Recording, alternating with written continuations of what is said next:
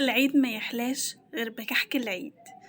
النهاردة هعمل معاكم وصفة كحك العيد بأسهل وأنجح طريقة مضمونة 100%، وهقولكوا على كل التريكات اللي تنجح معاكم العجينة، ولا تطلع مشققة، ولا الرسمة تتمسح منك، ولا أي حاجة، وهتفضل ثابتة معاكي وهتطلع معاكم بالشكل الجميل ده.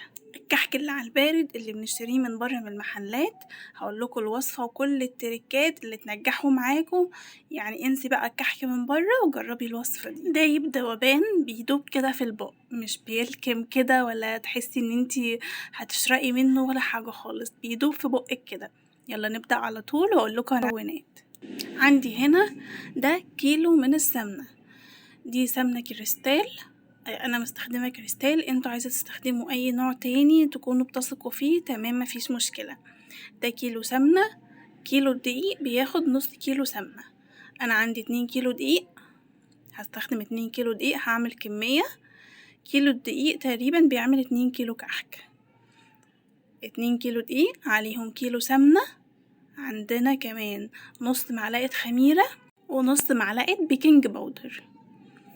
ده بقى 5 معالق من السكر، سكر عادي وانا ضربته كده في الكبة، ده سكر بودر 5 معالق كبار.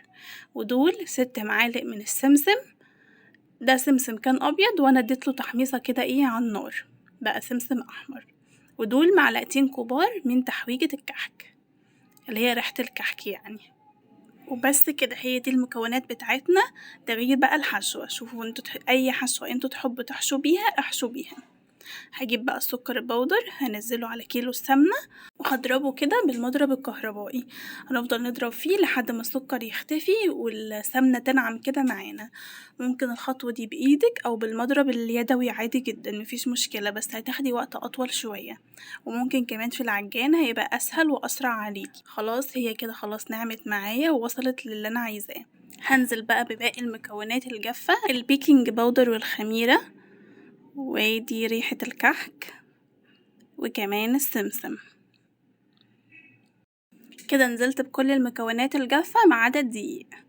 هنقل بقى الكلام ده كله في حاجة أكبر عشان أنزل الدقيق.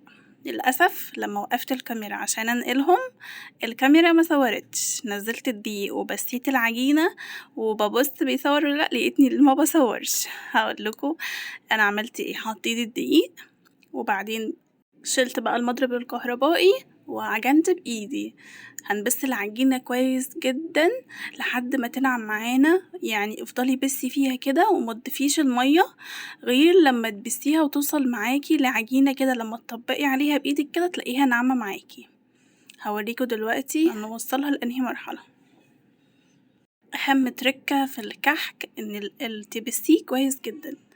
يعني شوفي انا هنا خلاص كده وصلت للمرحلة ان انا بلمه كده بيتلم معايا وعجينة ناعمة. هنزل بقى بنص كوباية مية دافية. طب انا ليه ما حطيتهاش من الاول؟ عشان العجينة متعملش عرق معايا، انا عايزاها عجينة الكحك غير اي عجينة. هنحط المية بعد ما نعجن كويس جدا ونبسها، وبعدين نقلب المية كده فيها وما نعجنش خلاص كتير.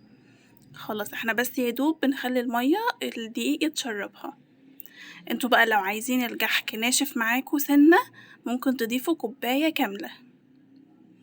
هنا بقى كورت واحدة كده واختبرتها، العجينة طالعة مظبوطة بالملي، يعني مظبوطة ظابطة جميلة جدا، هتعجبكم جدا لو جربتوها، انصحكم تجربوها بجد. هنا بقى ديت هحشيها عجوة، انا هحشي عجوة وملبن.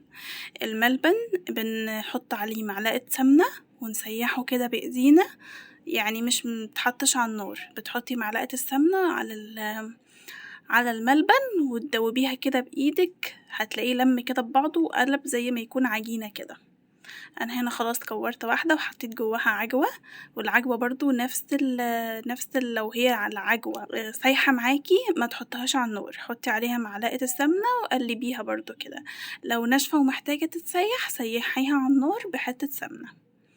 انا هنا عملت 2 اهو. هنبدأ بقى نرص وندخل الفرن على درجة حرارة 200 لمدة نص ساعة. يعني ما تستعجليش عليه وتعلي النار عشان ياخد راحته في السوا وما يطلعش معاكي كده يعني مش متحمر من بره ومش مستوي من جوه، بتبقى النتيجة وحشة جدا. وكمان ممكن يتحرق معاكي، والكحك لما بيبقى واخد حرق كده من تحت بيبقى طعمه مش لطيف خالص.